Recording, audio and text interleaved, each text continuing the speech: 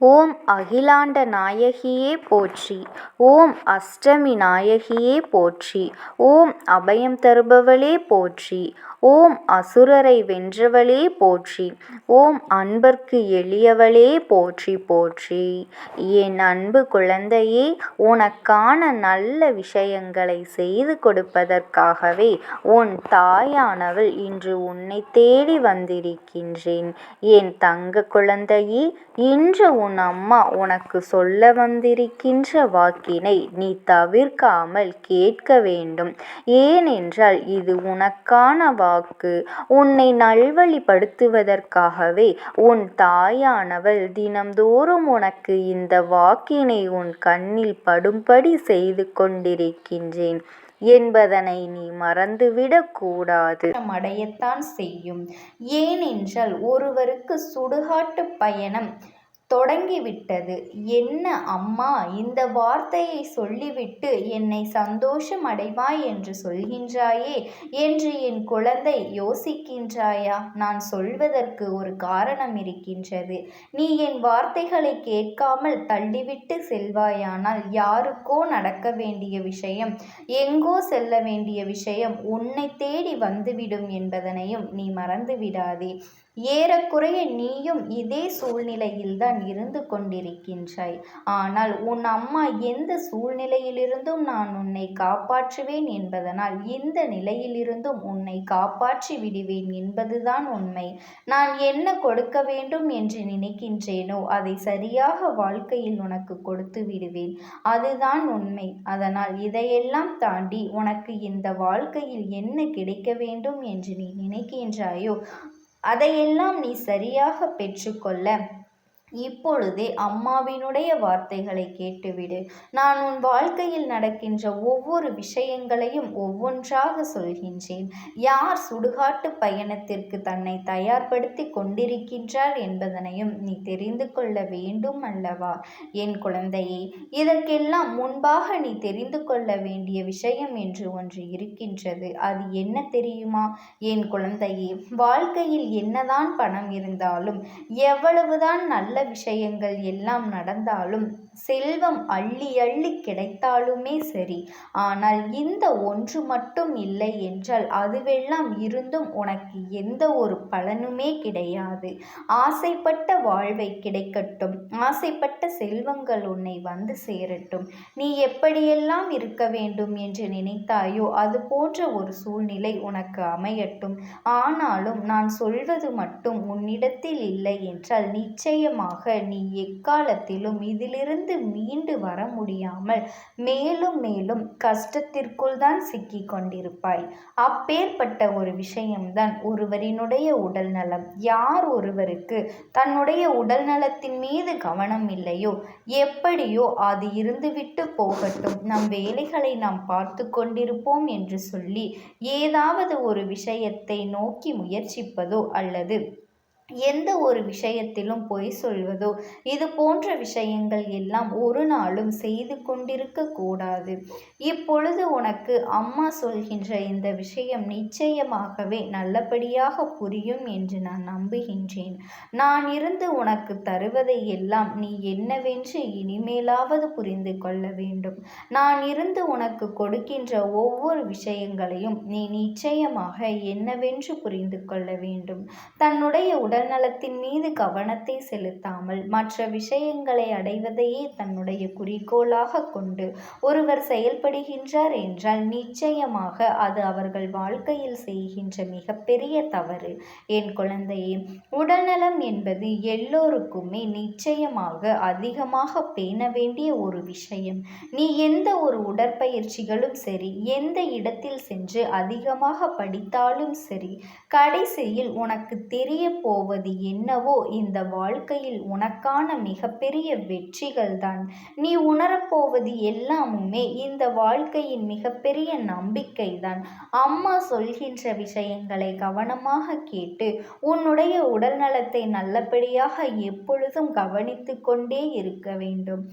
எல்லாம் ஒரு எல்லையை மீறி செல்லும் பொழுது, எல்லாம் நம் கையை மீறி நடக்கும் பொழுது, அந்த நேரத்தில் நாம் நிச்சயமாக நீ பார்ப்பது போல உன்னுடைய வாழ்க்கையிலும் பல விஷயங்கள் நடக்கின்றது என் தங்க குழந்தையே.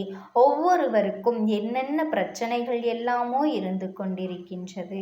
ஆனால் ஒரு சில பிள்ளைகளுக்கு தன்னுடைய உடல்நலத்தின் மீது எப்பொழுதுமே துன்பங்களும் சோதனைகளும் தான் தொடர்ந்து வந்து கொண்டிருக்கின்றது. அதனால் அம்மா சொன்ன வார்த்தைகள் அத்தனையும் உண்மை என்பதனை நீ புரிந்து கொண்டு அம்மா என்ன சொல்ல வருகின்றார் என்பதனை சற்று செவி கொடுத்து கேள் என் குழந்தையே. அம்மா உன் வாழ்க்கையில் கண்ட விஷயம் என்ன தெரியுமா? உன்னுடைய வாழ்க்கையில் உனக்கு எல்லாமுமே இருக்கின்றது. ஆனால் நிம்மதி என்ற ஒன்று மட்டும் இல்லை.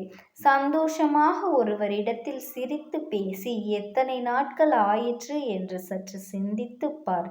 அதாவது போலியாக சிரிப்பதற்கும் நாம் உண்மையாக மற்றவரை பார்த்து சிரிப்பதற்கும் வித்தியாசம் இருக்கின்றது.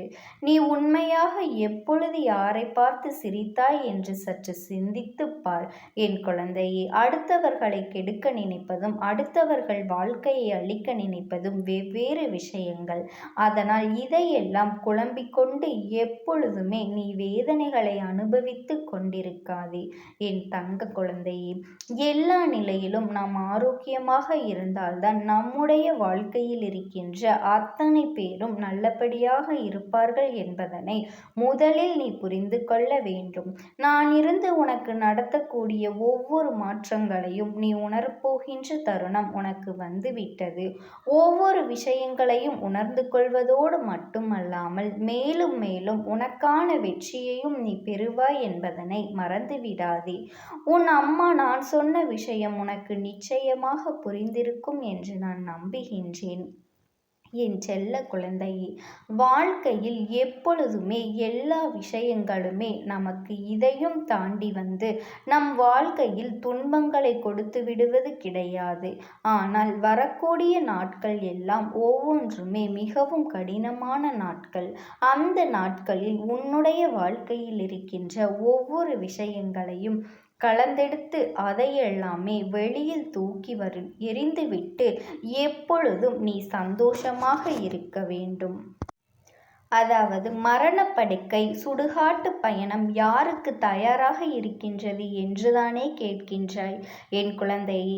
யார் ஒருவர் மற்றவர்களின் வாழ்க்கையை அழிப்பதிலும் மற்றவர்களுக்கு கெடுதல் நினைப்பதிலும் அதிக கவனம் செலுத்திவிட்டு தன்னுடைய உடலை கவனித்து கொள்ளாமல் இருக்கின்றார்களோ அவர்களுக்கு தான் அந்த பயணம் தொடங்கிவிட்டது என்று உன் அம்மா நான் சொல்கின்றேன் என் குழந்தையே.